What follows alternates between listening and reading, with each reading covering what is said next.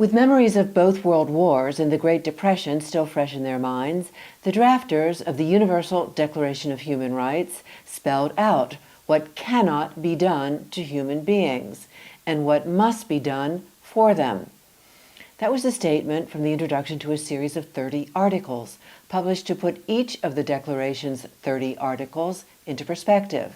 Along with related tweets, the series was published by the UN Human Rights Office to mark the 70th anniversary of the adoption of the Universal Declaration of Human Rights that took place in 1948 on the 10th of December.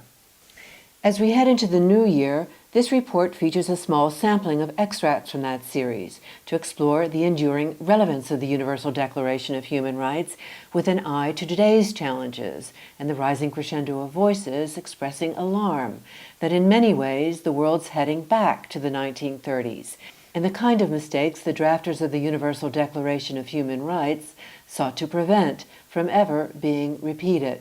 In Article 1, the drafters of the Universal Declaration of Human Rights lay down the philosophy on which the Declaration is based, and reacting to the horrors of the two world wars, state that all human beings are born free and equal in dignity and rights. And in Article 2, that everyone is entitled to all the freedoms listed in the Universal Declaration of Human Rights without distinction of any kind. Article 3 proclaims the right to life, liberty, and security of person as a right essential to the enjoyment of all other rights. Nazi concentration camps and state-organized slaughter of millions simply because they were not the correct sort of person was fresh in the minds of the drafters of the Universal Declaration of Human Rights, and Article 3 and closely related Articles 5 and 9 against torture and arbitrary arrest were a firm renunciation of Hitler's belief in the supremacy of the state to control the lives of individuals. Article 3, as the first cornerstone of the Declaration, introduces Articles 4 to 21, in which other civil and political rights are set out. Roughly 1/4 of the Universal Declaration of Human Rights is devoted to legal human rights, as the drafters thought these provisions would entrench the strongest protection against future Nazi-type human rights violations. Article 6 applies across the entire spectrum of rights. If an individual is not recognized as a person under the law, numerous rights, including ones in the social and economic spheres, may be threatened. The right to a fair trial is at the heart of Article 10, that aims to prevent a repetition of the atrocities of Hitler's Germany, where compliant judges and courts served the aims of the Nazi regime, rather than the cause of justice in the interest of the people. Some guarantees of a fair trial, including the right to presumption of innocence, can also be found in Articles 6, 7, 8, and 11 of the Declaration. The right to seek and enjoy asylum from persecution is declared in Article 14. This right, in addition to the right to leave one's own country, Article 13, and the right to nationality, Article 15, can be traced directly to the events of the Holocaust.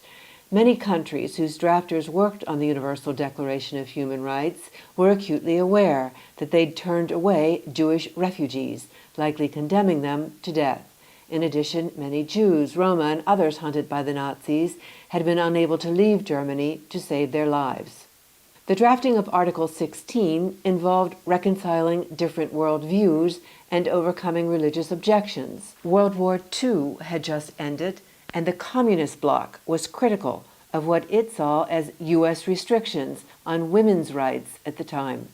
The article was also a response to Nazi laws prohibiting interracial marriage. Article 17 guarantees the right to property.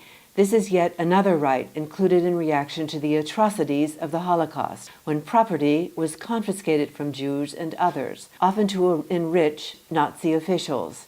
European Jews were stripped of billions of dollars worth of cash, artwork, houses, businesses, and personal belongings.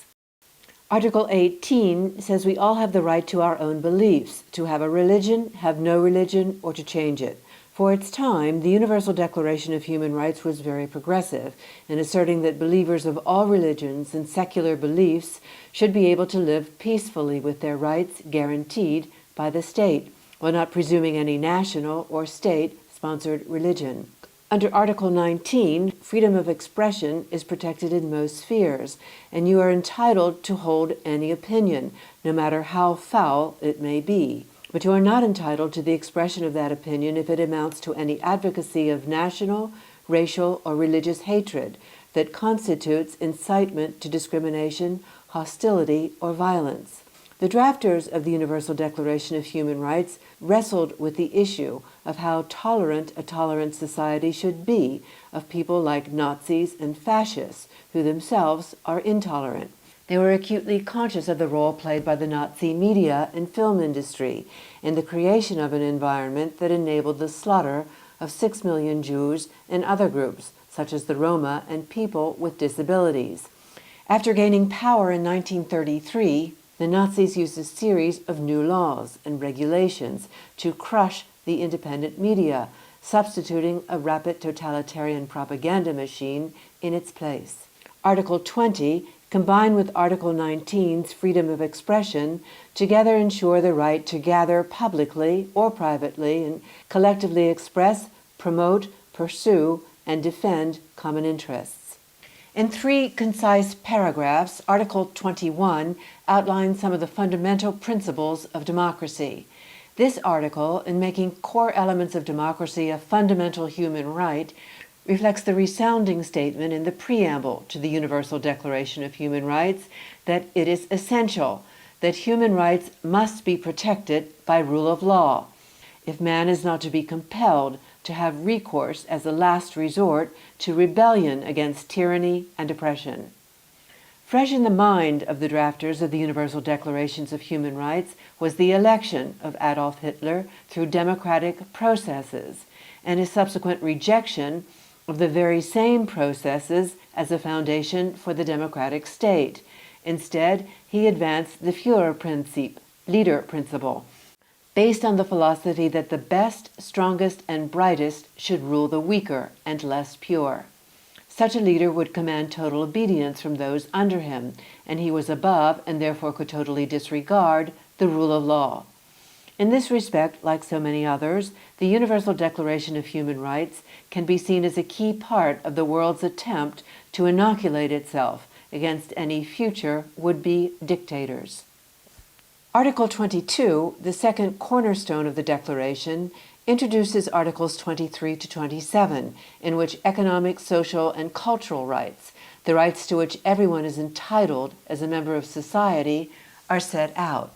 These rights include the right to Social Security, the right to work, the right to equal pay for equal work, the right to rest and leisure, the right to a standard of living adequate for health and well-being, the right to education, and the right to participate in the cultural, artistic, and scientific life of the community. Among the concluding articles, Article 28 says that everyone is entitled to a social and international order in which the rights and freedoms set forth in the Universal Declaration of Human Rights can be fully realized. So far, the Universal Declaration of Human Rights has concentrated on rights that every person has simply by virtue of being born human. Now Article 29 says the corollary of rights is duties. We all have a duty to other people, and we should protect their rights and freedom. At the heart of Article 30, rights are inalienable, is the idea that rights are indivisible. All the rights in the Universal Declaration of Human Rights are connected to each other and are equally important.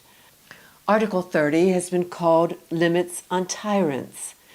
Working in the shadow of the Second World War, the drafters wanted to prevent fascists returning to power in Germany by, for example, taking advantage of freedom of expression and freedom to stand for election at the expense of other rights and freedoms.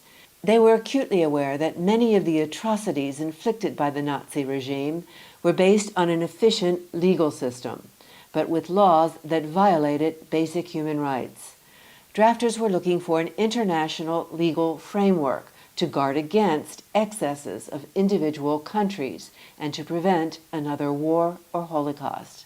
The document presented to the United Nations as the Universal Declaration of Human Rights in 1948 was not the detailed binding treaty that some of the delegates expected.